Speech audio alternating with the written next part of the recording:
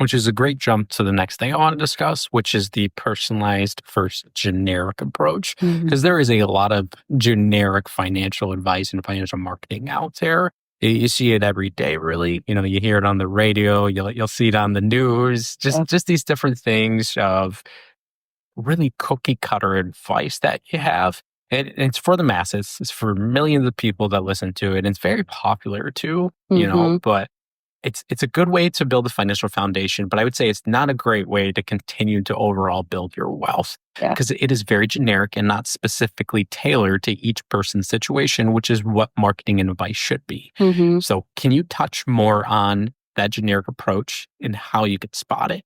Yeah, of course. So, general marketing oftentimes focuses on very oversimplified messaging. So, things like all 50-year-olds must save for retirement this specific way.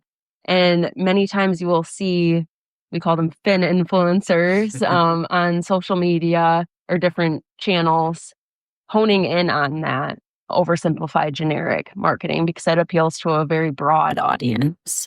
They also will utilize strategies like scare tactics because it does drive engagement and views. But that's not the approach we want to take here at Straight Path. We lead with a very personalized approach. So we understand and know that each client and anyone out there has their own unique goals, strategies, and needs. So that ultimately does shine through in our marketing. I think it's fair to say that bad news and bad kind of just like really selling on that, it sells, Oh, right? yeah, It's for very easy sure. to sell bad news than it is good news. Mhm, And even if you're wrong in that bad news 20 out of 21 times, mhm, that one time that you're right is like makes you look like a genius, right? And if you're wrong those times, that's great because it's mhm, better to have that good news outcome than the bad news itself. right.